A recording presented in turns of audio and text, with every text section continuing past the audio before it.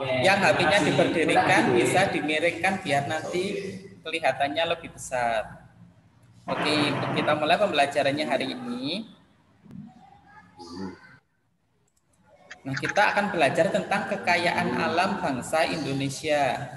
Ini tema 1, subtema 2. Kemarin kan kita telah belajar tentang letak geografis dan letak astronomis dari bangsa Indonesia ya. Nah, sekarang kita akan melanjutkan tentang kekayaan alam yang ada di Indonesia. Nah, yang pertama kita akan mengenal tentang peta. Sudah tahu peta ya, adik-adik? Sudah. Nah, peta itu ada 2 jenis. Yang pertama jenisnya adalah peta umum. Nah, di dalam peta umum ini menggambarkan sebagian atau seluruh permukaan bumi yang dapat kita lihat secara umum. Peta umum juga menunjukkan penampakan alam dan penampakan buatan manusia. Nanti ini akan kita pelajari penampakan itu apa. Nah, peta umum dikenal menjadi 3 macam, yaitu peta dunia. Tahu peta dunia? Tahu globe kan, bola globe yang isinya satu dunia itu, nah itu termasuk peta dunia. Kemudian ada peta korografi dan peta topografi. Nah, jenis peta korografi dan peta topografi akan kita pelajari lebih lanjut. Yang penting sekarang kita tahu ada namanya korografi dan topografi. Nah, ini namanya peta umum yang menggambarkan secara umum bentuknya dunia itu seperti apa. Atau bentuknya mungkin bentuknya peta Jawa Timur. Nah, bentuknya peta Jawa Timur itu isinya ada apa aja, itu namanya peta umum. Nah, kemudian peta khusus atau peta tematik. Nah, peta ini biasanya menggambarkan dan menjelaskan tentang suatu aspek atau gejala khusus pada permukaan bumi. Misalnya peta penyebaran flora fauna, peta kepadatan penduduk, peta persebaran hasil tambang, dan lain sebagainya. Nah, jadi di peta khusus ini bentuknya hampir mirip dengan peta tematik, peta umum, tapi di dalam peta itu nanti akan ada penempatan-penempatan sesuai temanya. Misalnya kalau ini ya, tema yang pertama kan penyebaran flora dan fauna. Nah, jadi misalnya ditampilkan peta Indonesia untuk penyebaran flora dan fauna, maka nanti akan dikasih simbol-simbol flora dan fauna di masing-masing wilayah. Misalnya di wilayah Jawa Timur ini ada flora fauna apa aja, itu nanti ada simbolnya. Di wilayah Aceh ada flora fauna apa aja, itu nanti ada simbolnya. Atau peta kepadatan penduduk. Nah, misalnya nanti ini akan kita lihat di slide selanjutnya. Nah, ini kita akan mengidentifikasi potensi kekayaan alam bangsa Indonesia berdasarkan peta tematik tadi. Yang pertama tentang kepadatan penduduk Indonesia. Nah, ini adik-adik lihat, kelihatan ya petanya? Kelihatan. Nah, di sebelah pojok kiri bawah itu kan ada warna-warna dan level-levelnya.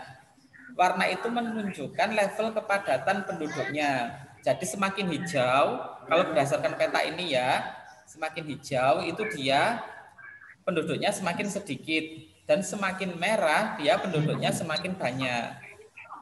Ini per kilometer persegi. Nah, kalau ada lihat di sini, kalau dari gambarnya ya, yang penduduknya paling banyak atau paling padat di pulau apa? Coba lihat petanya. Jawa. Ya, Jawa yang ini ya. Mana tangan Bapak? Nah, Jawa yang ini. Ininya nggak bisa digerakkan. Nah, ini yang Jawa. Ya, dia warnanya merah. Paling merah atau paling, ya yang paling merah di antara seluruh Indonesia. Berarti di sini menunjukkan di dalam Pulau Jawa itu kepadatan penduduknya paling tinggi dari seluruh Nusantara. Nah, sekarang kita lihat yang paling hijau yang mana? Yang paling hijau kan yang ini. Ini daerah apa ini? Tahu nggak? Udah hafal belum ini apa?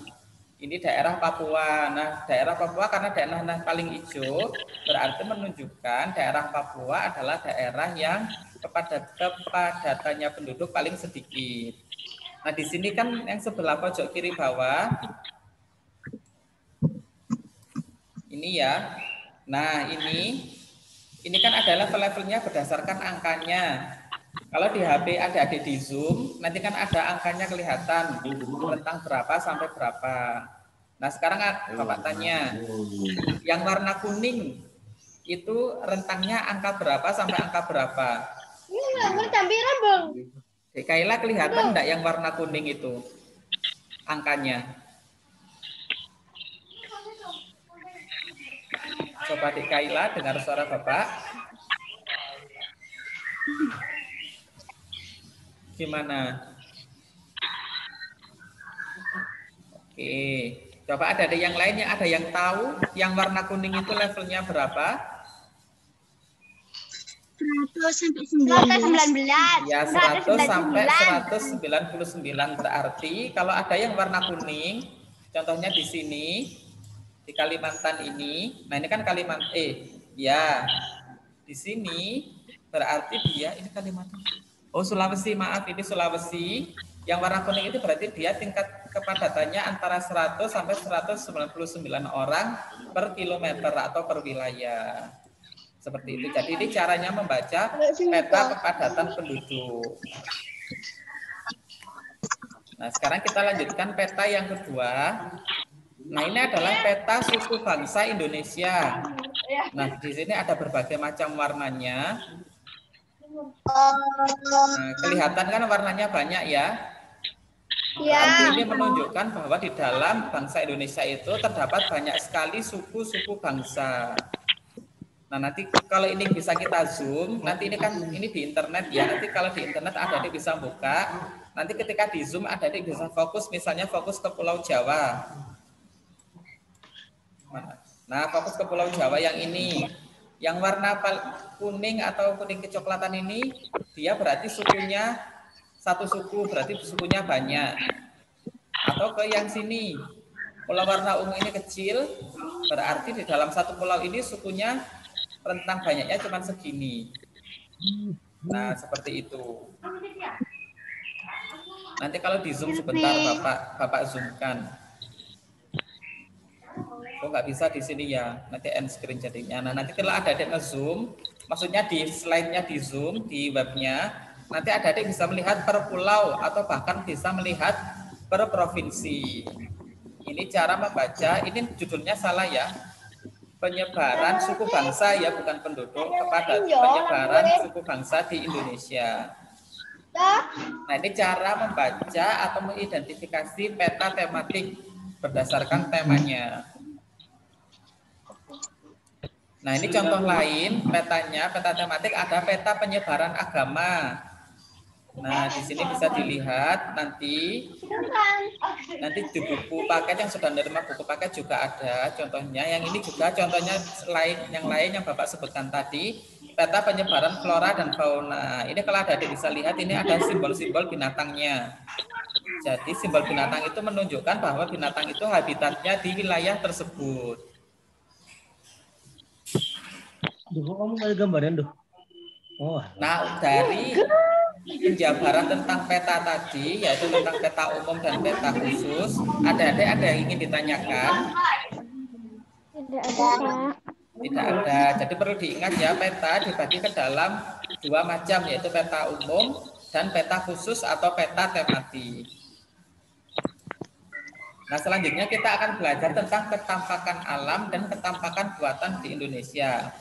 Ketampakan itu maksudnya lingkungan tampak yang bisa kita lihat, itu namanya ketampakan. Nah, coba ada dilihat ini adalah contoh ketampakan alam. Yang belum pernah Bapak panggil siapa ya? Nah, di Aira bisa dengar suara Bapak? Dengar. Nah, coba yang ini. Yang pojok kiri atas itu gambarnya apa? Pojok kiri atas. Gunung. Ya, gunung benar. Yaitu Gunung Bromo. Itu dijawab di adik di chat itu gunung. Kalau sebelah kanannya apa itu gambar apa? Hutan. Hutan. Terus bawahnya gambar? Air terjun. Terus sebelah kirinya gambar? Sungai. Nah, contoh-contoh ini adalah contoh ketampakan alam. Nah, sekarang kita lanjutkan ke ketampakan satunya. Contohnya yaitu ketampakan buatan. Nah, ini contohnya. Diadit, mana Diadit bisa dengar suara Bapak? Iya, Pak. Ya, yang sebelah kiri atas itu apa? Pojok kiri atas itu gambar apa? Sawah. Sawah. Terus bawahnya gambar yang mirip air terjun itu namanya apa? Yang ada temboknya. Bendungan. Iya, benar bendungan. Terus sebelah kanannya lagi yang bulat itu apa? Kota Malang. Ya, itu alun-alun Kota Malang. Kalau atasnya? Alun-alun Bundar. Alun-alun Bundar, benar. Atasnya apa itu? Yang pojok kanan atas Diadit, ya tempat wisata namanya. Ya, ada kolam ikannya. Ini kalau lihat namanya Eco Green Park. Ada yang sudah pernah ke situ? Ke Eco Green Park? Belum. Berarti belum, ya nanti kapan-kapan ke sana ya. Kalau sudah nggak ada pandemi, insya Allah. Nah, ini adalah contoh sudah pernah, udah dong, udah pernah ke sana, udah 2 kali. Nanti kapan-kapan ke sana bareng ya. Insya Allah tapi ya. Oke. Corona, Pak. Semoga coronanya segera hilang biar kita bisa jalan-jalan. Amin. Oke, kita lanjutkan. Nah, contoh sawah, bendungan, atau tempat wisata, bahkan alun-alun atau taman kota, itu contoh ketampakan buatan. Nah, sekarang, apa sih bedanya ketampakan alam dan ketampakan buatan? Ada yang tahu nggak? Angkat tangan coba. Nggak tahu, Pak. Dari ciri-cirinya tadi, yang satu ketampakan alam, yang satu ketampakan buatan. Kalau dari namanya, kalau ketampakan buatan itu berarti gimana dia? Kan katanya buatan berarti dia diapakan buatan berarti ya, buatan berarti dia dibuat. Nah, berarti kalau ketampakan buatan itu adalah ketampakan atau lingkungan yang kondisinya dibuat oleh manusia. Nah, sawah ini kan hasil pekerjaannya manusia, ya kan? Yang membentuk teras miring-miring ini kan dia hasil dari manusia. Begitu juga dengan bendungan. Bendungan temboknya itu kan yang membangun adalah manusia. Nah, sama halnya dengan taman wisata atau taman kota, itu adalah buatan manusia. Nah, itu namanya ketampakan buatan. Berarti ketampakan buatan adalah ketampakan yang dibuat sengaja oleh manusia. Nah, kalau ketampakan alam berarti apa kebalikannya? Ketampakan yang dibuat siapa? Allah. Ya, benar, ketampakan yang dibuat oleh Allah atau terjadi secara alami tanpa ada campur tangan manusia itu namanya ketampakan alam.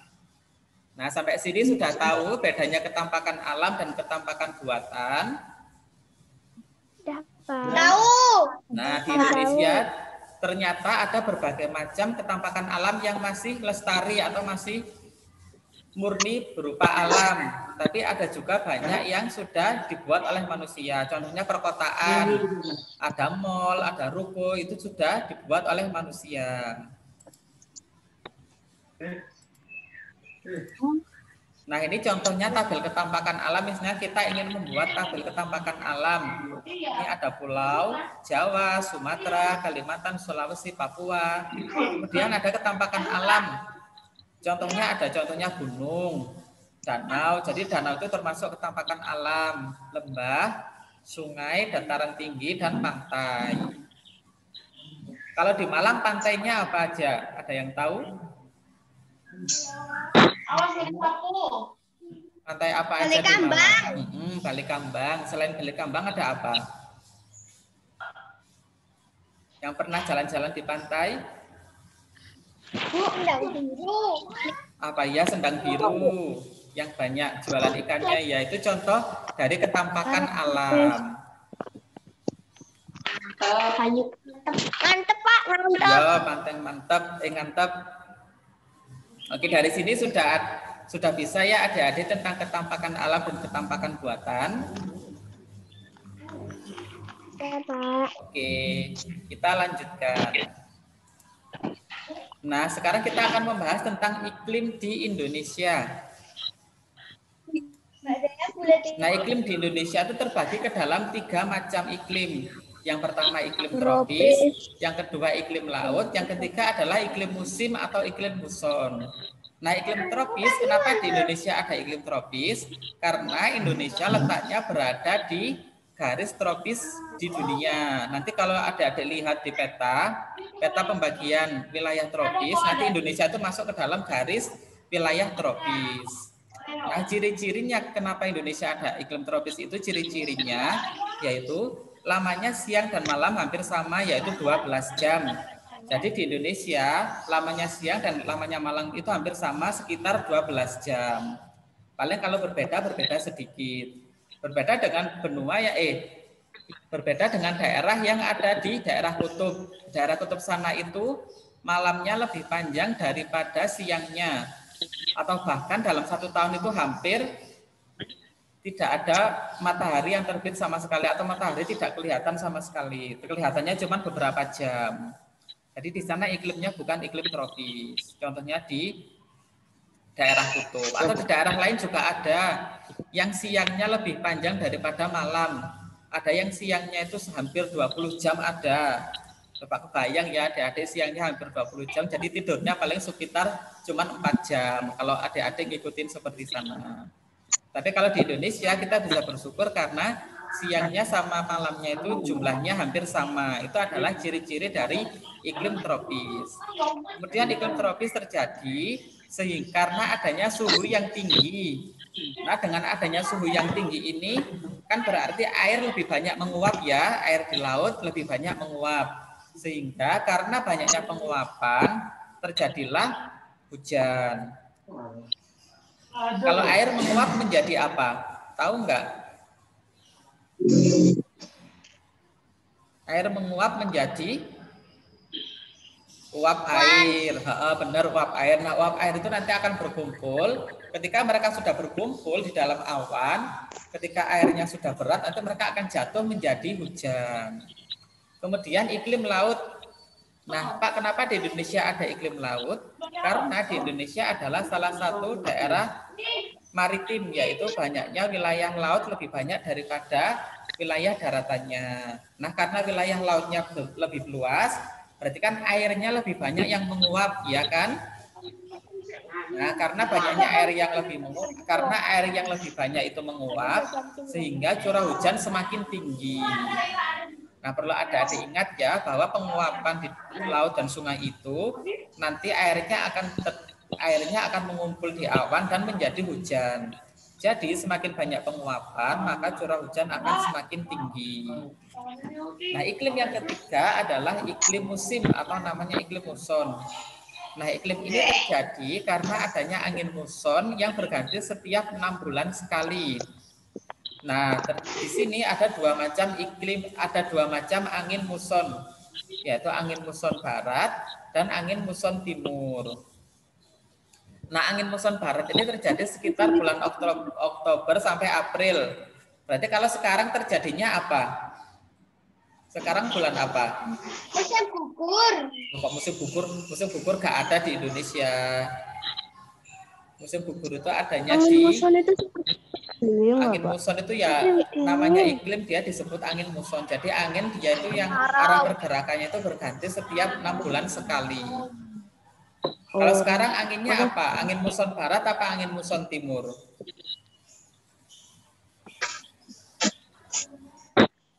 Sekarang bulan apa? Ya, sekarang bulan Juli, berarti dia terjadi angin muson timur. Karena terjadinya dari April sampai Oktober. Nah, kemudian kita kembali ke muson barat. Muson barat itu bersifat basah. Ya, jadi barat basah. Kalau kamu hafalkan, barat basah. Karena dia bersifat basah, maka dia kenapa dinamakan basah? Karena dia itu membawa banyak uap air. Sehingga uap air tersebut menyebabkan musim penghujan. Jadi di bulan Oktober sampai April itu, di sekitar bulan ini, yang akan terjadi adalah musim penghujan.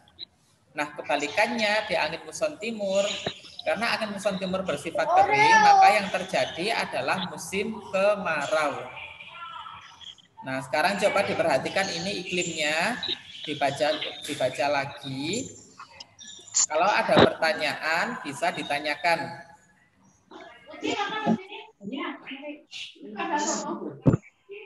Nah, dari sini sudah paham atau ada yang ingin ditanyakan?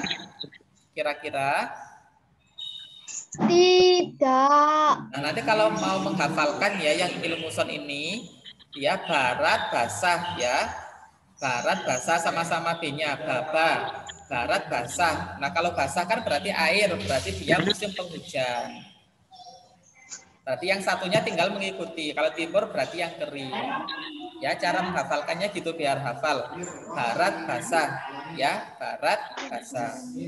Jadi di Indonesia ada 3 iklim yang ada di Indonesia. Nah, sekarang coba Bapak recek kembali ingatannya. Yang belum Bapak panggil. Di Avandi dengan suara Bapak.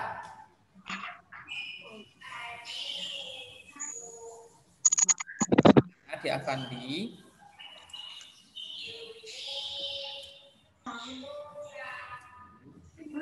Di Gavriel mana? Dengan suara Bapak. Dinyalakan mic-nya di Gavriel. Lo nggak angkat tidur ya di Gavriel ya. Halo Pak. Oh halo, nah di Gavriel. Tadi Bapak sudah menjelaskan tentang peta. Peta ada berapa macam tadi? 3. Tuh, ada? 2. Nah, 2. Apa aja peta?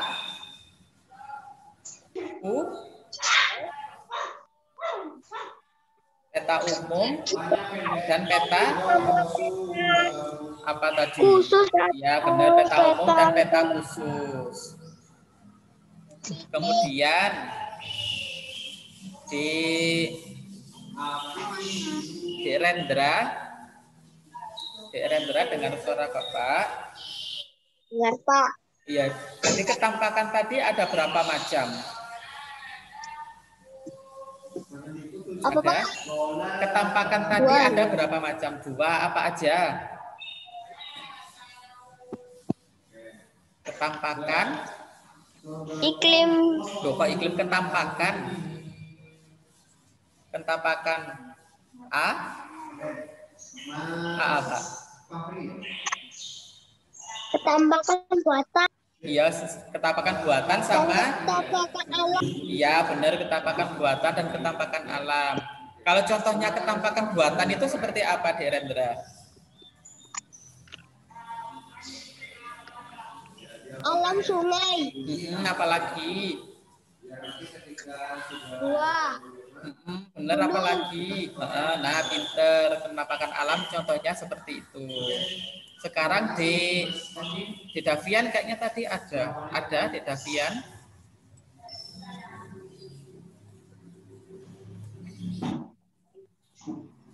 Dan nggak ada Dek Vino. Dek Vino, dengar suara Bapak. Oh, Dek Vino tidur ya. Mic-nya gak dinyalakan. Halo, Dek Vino. Udah, itu udah keluar. Oke, ganti. Pakai sanglet ya? Cewek dulu, cewek tadi belum. Di kamar mandi. Cewek. Dek Naila. Halo, Dek Naila. Ya Pak. Nah, tadi kan sudah disebutkan kenampakan alam senampakan. Sekarang contoh kenampakan buatan apa? Kolam ikan. Apalagi? Terus apa ya? Yang buatan yang dibuat manusia berarti apa? Taman. Iya, taman. Apalagi? Apa? Benua. Kok bendungan? Iya lupa. Iya, bendungan. Nah, itu contohnya ketampakan yang dibuat oleh manusia. Nah, berarti sudah ingat ya, insya Allah adik. Nah, setelah ini materinya akan Bapak share, kemudian adik bisa mencatat ulang materi yang telah kita diskusikan bersama. Setelah itu, ini ada materi lagi yaitu tentang flora dan fauna. Nah, karena flora dan fauna ini materinya panjang, jadi akan Bapak kasih videonya, tidak kita bahas. Nanti adik-adik juga harus mencatat rangkuman tentang flora dan faunanya. Setelah itu, nanti adik-adik mengerjakan soal di Google Form berdasarkan materi yang telah kita pelajari hari ini. Nah, quotes hari ini ya. Ini quotes-nya pelajaran hari ini. Jika seseorang bepergian dengan tujuan mencari ilmu, maka Allah akan menjadikan perjalanannya seperti perjalanan menuju surga. Jadi kalau kita sekolah itu seakan-akan kita sedang berjalan menuju surga. Ini maksud dari quotes seperti itu. Maka kalau ada di sekolah, sekalipun sekolahnya online, jangan sampai sekolah dengan bermalas-malasan. Harus tetap sekolah dengan semangat dan diniati untuk mencari ilmu. Nah, Bapak tanya sekali lagi, dari materi awal sampai akhir tadi, kita sudah belajar tentang peta, belajar tentang ketampakan alam dan buatan, juga belajar tentang macam-macam iklim di Indonesia. Ada yang ingin ditanyakan? Tidak. Beneran tidak ada? Oke, karena tidak ada, sekarang Bapak absen terlebih dahulu ya. Ntar Bapak akhir dulu share-nya.